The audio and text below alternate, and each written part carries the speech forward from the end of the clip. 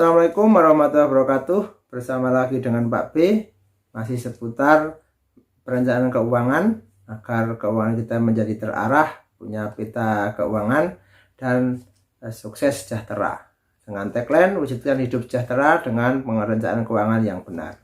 Oke, kali ini Pak B akan membahas tentang 10 tips cara menabung dengan cepat dan ampuh.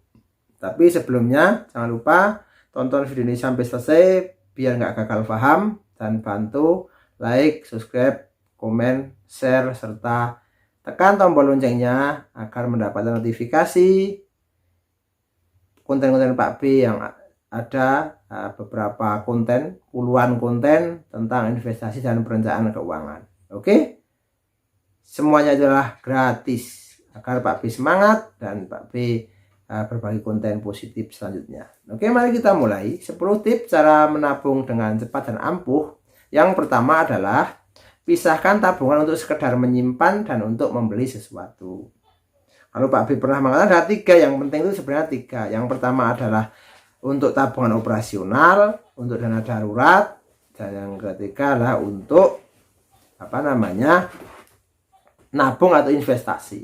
Nah, kalau ini adalah kalau untuk sekedar menyimpan ya tadi di operasional tadi, jadi hanya misalnya mau membeli sesuatu ya di tabungan. Jadi misalnya ada cita-cita membeli motor atau mobil, nah itu kan di tabungan khusus. Jadi mobilnya harganya berapa, nominalnya berapa, katakanlah mau mobil yang tidak baru tapi second tapi bagus, misalnya 150 juta, akan ditempuh berapa tahun, katakanlah 3 tahun ke depan, berarti 1 tahunnya mengumpulkan uang sampai 50 juta, atau 5 tahun ke depan berarti 1 tahunnya 30 juta.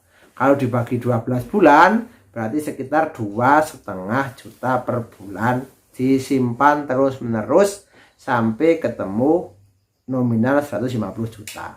Seperti itu. Jadi jangan sampai mengambil masa depan dengan dipakai hari ini atau alias utang. Jadi masa depannya itu diambil ini dan tiap bulan adalah harus membayar. Mendingan menabung saja. Coba dibandingkan biayanya, nanti Anda akan kaget karena jaraknya sangat besar. Itu. Yang kedua, jangan sering meminjam uang ke teman. Nah, itu jangan. Kalau Pak B punya prinsip tidak akan pinjam uang dan tidak akan meminjamkan. Itu prinsip saja, sehingga perlu ketegasan. Kenapa? Karena kalau pas meminjam itu biasanya pada saat menagih itu susah. Orang meminjam baik ya, apapun manut, nah besok dikembalikan ya iya ini, tapi begitu saatnya mengembalikan 1001 alasan untuk menunda pengembalian uang. Itu yang penting seperti itu, harus punya prinsip, punya ketegasan, dan juga kalau punya uang pun jangan nominalnya jangan banyak yang disimpan. Mendingan dibagi-bagi seperti tadi, dalam beberapa saat itu dibagi-bagi ya, nabung itu ditabung investasi untuk biaya operasional ini, untuk investasi ini, sudah semuanya sudah tertata dengan baik. Yang keempat, hindari jebakan lifestyle berlebih. Ya, biar dikatakan mampu, nanti beli barang bermerek memaksakan. Nanti tidak cepat menabung, karena sebenarnya uang untuk menabung malah digunakan untuk beli pakaian atau apa-apa yang bermerek. Itu kan generasi hari ini karena zamannya zaman pamer, zamannya semuanya ingin serba kelihatan. Nah, itu akan menjadikan sebuah jebakan finansial.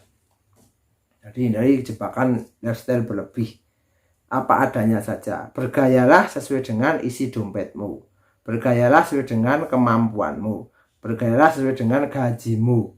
Itu akan nikmat. Jadi Pak, bergaya boleh-boleh, silahkan saja. Tidak ada yang melarang. Kalaupun mampu silahkan beli yang paling mahal pun silahkan. Tapi asal mampu. Dan ingat, jangan menggunakan uang hutang. Karena nanti kalau dihitung itu akan jadi jauh lebih mahal dengan harga aslinya. Yang keempat adalah kurangi menonton TV kabel yang berbayar. Jadi sebenarnya kalau kita itu bekerja, itu kan hanya pulang lagi beberapa saat, istirahat sebentar, tidur, besok bekerja lagi. Sehingga TV kabel berbayar itu kalau tiap bulan harus membayar dan tidak ditonton, itu kan mubazir. Betul enggak? Jadi mubazir kan hanya nonton beberapa saat saja. Kalau kita mau nontonnya live streaming YouTube aja sudah banyak apa namanya, dan juga contoh nonton kontennya Pak B kan banyak, malah gratis kan, seperti gratis, mencerdaskan, kalau dilakukan dengan semangat motivasi tinggi, sukses, tinggal menunggu waktu. Oke, yang kelima, membuat daftar kebutuhan dan pengeluaran. Ini sangat penting, kelihatannya sederhana tapi ini sangat penting. Tahun ini butuh apa, tahun ini mau beli apa, tahun ini cita-citanya apa, tahun ini mau apa, itu harus ditulis dengan baik, nanti ditulis, dimusyawarahkan, nanti dieksekusi, dipatuhi dengan benar. Itu prinsipnya seperti itu. Jadi jangan sampai tidak punya rencana, tidak punya apa-apa, ujuk-ujuk tiba-tiba membuat melakukan aktivitas yang berbiaya mahal. Itu kan akan mempengaruhi, sehingga kita tidak bisa menabung. Karena apa? Supaya mau ditabung, ternyata uang digunakan untuk yang lain, yang tanpa perencanaan. Yang keenam adalah mengubah persepsi tentang uang. Nah, ada yang mengatakan uang itu jahat. Justru kejahatan itu karena tidak punya uang. Kan seperti itu. Coba misalnya orang-orang korupsi kan karena butuh uang, semuanya seperti itu. Jadi orang butuh uang itu sehingga orang dari korupsi. Nah, kan seperti itu. Jangan sampai kalau banyak uang, enggak. Justru kalau banyak uang itu macam-macam bisa dikerjakan, bisa digunakan untuk infak, sedekah, sosial, dan lain sebagainya, membantu orang lain dan lain sebagainya. Itu karena uang.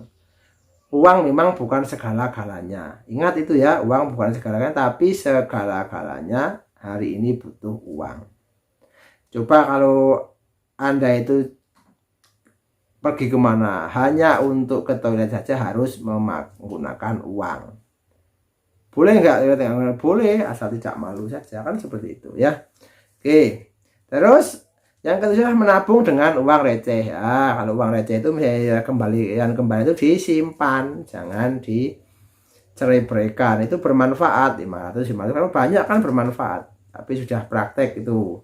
Jadi banyak, jadi sudah jadi banyak. Nanti bisa digunakan untuk hal-hal yang mendesak, misalnya ada mau jajan atau mau buat ngisi apa itu RT-an itu juga bisa kan seperti itu ya. Itu di tempat takbir seperti itu. Jangan sepelekan uang receh. Ingat itu ya. Yang ke-8 adalah menggunakan kartu kredit dengan bijak. Nah, ini lagi-lagi karena kebanyakan jebakan lifestyle hari ini adalah dengan adanya kemudahan menggunakan kartu kredit dengan nominal yang limit yang besar. Saya Pak ingat lagi, kartu kredit adalah hanya digunakan untuk mempermudah transaksi dalam mall atau dimanapun tempat, memudahkan saja. Sebenarnya bukan uang kita karena itu uang dipinjami. Kan tiap bulan harus bayar. Uang yang digunakan kita berapa harus dibayar. Dan harus dibayar. Kalau nggak dibayar nanti akan kena denda. Kalau limitnya nggak dibayar nanti kena denda, kena bunga. Terus-menerus seperti itu. Itu jebakan lifestyle hari ini. Jangan sampai dengan kredit kita malah jadi tekor. Jangan sampai. Gunakanlah kartu kredit dengan bijak. Sesuai dengan kemampuan kita, sesuai dengan pembayaran kita, mampunya berapa, ya seperti itu. Dilarang itu bukan dilarang, tapi dengan bijak. Biar apa? Biar kita bisa cepat menabung. Kalau kita bisa menabung dengan bijak, nanti yakinlah tabungan kita akan semakin bertambah. Nanti berkumpul banyak, konversikan menjadi investasi yang lain. Itu terus-menerus seperti itu. Jadi jangan sampai kelihatannya kita pada saat bekerja aktif punya uang banyak, tapi ketika kita pensiun tidak punya apa-apa. Kehidupannya meluncur terjun bebas. Kan jangan sampai. Yang ke-9 adalah buat yang berhematlah gitu ya.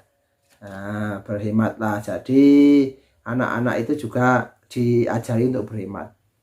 Berhemat itu kalau beli sesuatu itu harus menabung dulu kan seperti itu. Jadi biar apa? Biar saling memotivasi untuk kita cepat menabung. Jadi tidak mungkin mampu bapak ibunya itu mampu memberikan apa-apa, tapi untuk mengajari anak itu juga jangan langsung dibelikan semua. Itu nggak bisa seperti itu. Oke ya, dalam jangka panjang itu membahayakan, anak nggak jadi mandiri kan seperti itu.